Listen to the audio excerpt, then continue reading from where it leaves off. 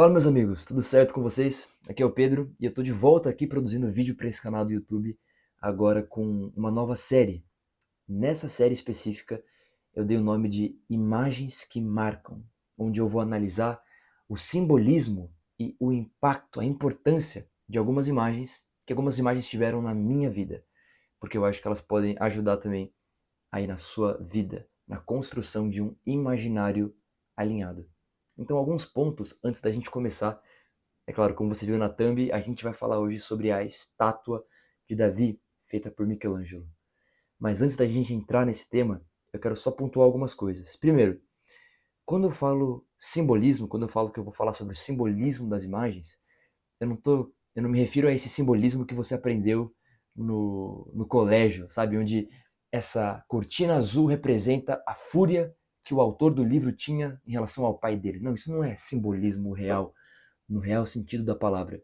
Simbolismo se trata sobre entender o significado das coisas. Então não é adicionar significado, não é entender o próprio significado que está presente na realidade e, nesse caso, nessa obra de arte.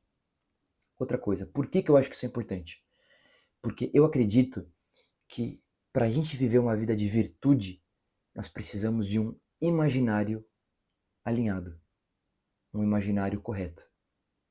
Porque se o nosso imaginário está corrompido, então a nossa vida também vai ser corrompida. Então olha a sua volta. Olha os clipes dos artistas famosos, os clipes que batem top 1.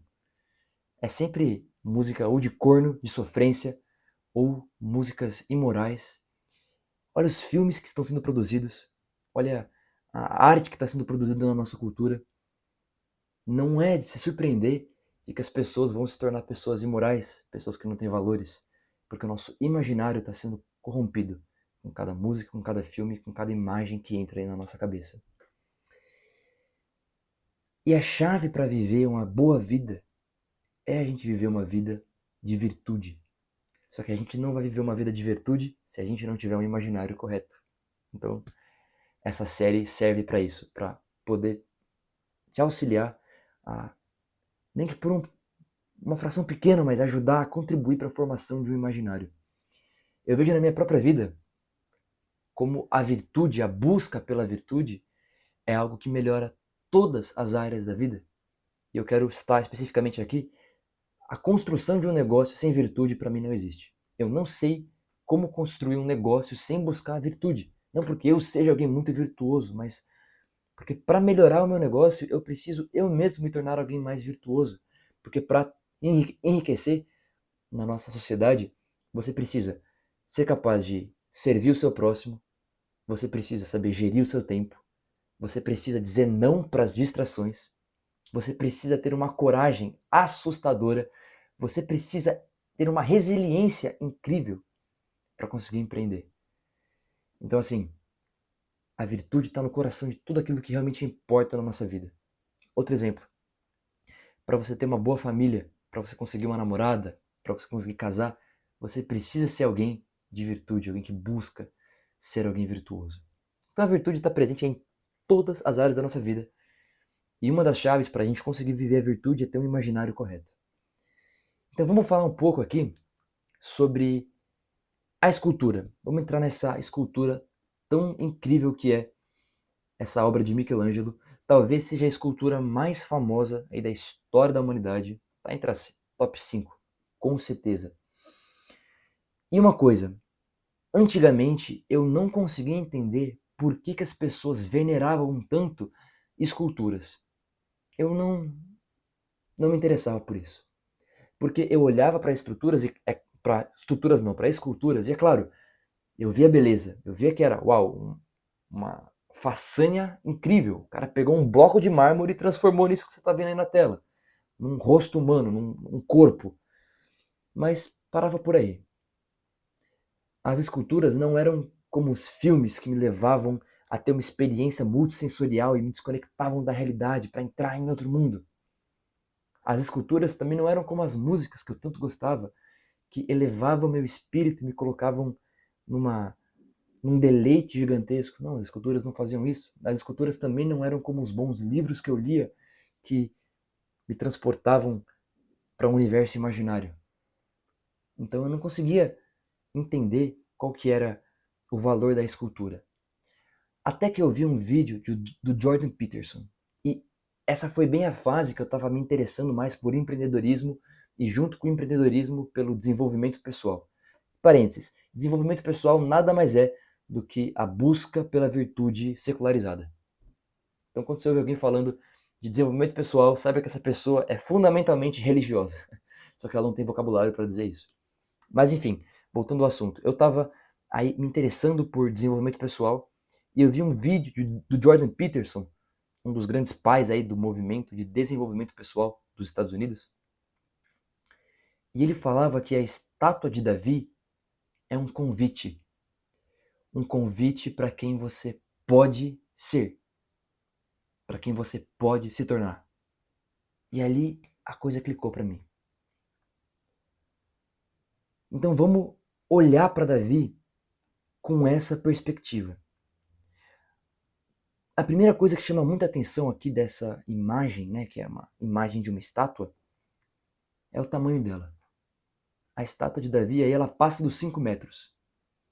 E é interessante porque, se você lembrar do relato bíblico, Davi era um jovem, Davi tinha aí entre seus 13 e 16 anos, no momento que ele enfrenta Golias, que é o gigante. Essa estátua está retratando o momento logo antes de Davi ir enfrentar Golias. Isso que você está vendo aqui na mão de Davi é a sua funda, a funda que ele utilizou para atacar as pedras. E na mão direita de Davi, na mão direita estão as pedras e na mão esquerda está a funda. Então Davi era um jovem, ele não era alto, mas Michelangelo constrói essa estátua de 5 metros, logo antes dele enfrentar Golias. Por quê? Porque ele está querendo retratar que mesmo Davi sendo alguém novo e baixinho, ele era o gigante da história. Não pela sua altura, pela sua estrutura, mas pela sua virtude, pela sua coragem, pelo seu coração, que era um coração segundo o coração de Deus. Michelangelo, nesse detalhe sutil, mas do tamanho da escultura, está revelando isso pra gente. Que Davi é um gigante de coração, um gigante de virtude. E quando você olha para os elementos da imagem, eles estão buscando trazer esse aspecto de Davi, o grande homem. E quando você olha para o local que a estátua está acima de todo mundo. Ou seja, todo mundo tem que elevar o olhar. Ou seja, esse Davi é para ser um ideal, um modelo de homem, um modelo daquilo que nós podemos ser. Por isso que Jordan Peterson falou, um convite a quem nós podemos ser. Então, olha primeiro para o porte de Davi, para o físico dele. É alguém forte, é alguém magro, é alguém atlético, representando essa proeza física. Aí você olha para o olhar de Davi, um olhar penetrante, um olhar que não está assustado diante de Golias, um olhar de guerreiro. Quando você olha para sua mão esquerda, a mão esquerda com graça segurando a funda, que é a arma que ele vai utilizar para derrotar Golias. E na sua mão direita está a pedra. Apesar de proeza, apesar de coragem, força, que essa imagem está demonstrando, ela também traz a leveza, a graça. Então é essa dupla demanda da masculinidade, da graça junto com a força. Então Davi está sendo colocado aqui como um homem ideal, pela sua coragem em balanço, né, com a sua graça, com a sua bondade. Vamos lembrar um pouquinho da história de Davi para você entender e conseguir absorver um pouquinho mais. Davi estava no campo de batalha e todos os dias esse gigante chamado Golias enfrentava, desafiava o exército de Israel, falando o seguinte: olha, se alguém quiser lutar comigo, o vencedor vai dominar outro povo. Ninguém tinha coragem de enfrentar Golias. Aí surge um menino de 14, 15, 16 anos, que era um pastor de ovelhas. Só que era um pastor de ovelhas que não se rendia a leões, não fugia de ursos, muito pelo contrário, matava os leões e matava os ursos. E se apresenta para lutar contra esse gigante. Então é um modelo de coragem. E nós também temos gigantes na nossa vida que nós temos que derrotar. Pode ser algum vício, pode ser algum desafio no trabalho, pode ser alguma dificuldade na vida, mas nós temos situações dificílimas que são gigantes. A forma que Davi lida com isso não é fugindo, não é se escondendo, não é enfrentando, olho no olho. Então, essa escultura está representando esse momento de batalha. E o que é muito interessante, quando a gente tangibiliza esses ideais de heroísmo, de coragem, de virtude, quando a gente manifesta isso em uma imagem, quando a gente consegue ver isso na nossa frente na forma de um ser humano, isso é um convite para a gente pensar, opa, peraí, da mesma forma que eu vejo essa inspiração de Davi, eu posso ser assim também. Eu posso ser isso. E C.S. Lewis vai dizer que a gente tem o péssimo hábito de nos tornar aquilo que nós fingimos ser, aquilo que nós desejamos ser. É péssimo porque se a gente deseja ser algo, se a gente é consumido por imagens ruins, a gente vai se tornar cada vez pior. Mas é por isso que eu estou fazendo essa série aqui, para que imagens positivas possam estar no nosso imaginário. Eu aprendi um exercício muito interessante com o professor Olavo de Carvalho e também com o Jordan Peterson, que é um exercício de visualização. Não é nada disso de, como é que chama? Lei da atração, essas baboseiras aí. Não, é algo sólido, é algo verdadeiro. Que é você se visualizar daqui a, sei lá, o professor Olavo falava daqui a 50 anos, quando você estiver no seu funeral, né? No seu enterro. Mas com Jordan Peterson ele ensina a você visualizar a sua vida ideal, aquilo que você pode conquistar, como é que seria a sua vida se você conseguisse aquilo que você deseja. E mais do que isso, quem é o seu eu ideal? Quem você pode ser? Quais são os pensamentos que você pode ter? Como os outros podem te ver? Quem é o seu eu ideal? Esse tipo de exercício é muito positivo porque ele tira a sua atenção da situação presente e coloca você para olhar a situação de cima, para que você possa se ver maior, para que você possa ver quem você está querendo ser, para que você possa ver o potencial daquilo que você pode ser. E isso é uma coisa que eu costumo fazer praticamente todas as sessões de retratos que eu faço. Eu faço essa dinâmica. Enquanto eu estou fotografando o meu cliente, eu pergunto para ele, eu falo para ele fechar os olhos e imaginar o seguinte: quem você pode ser? Imagina por um momento quem você pode ser. O seu eu ideal daqui a 5 ou 10 anos.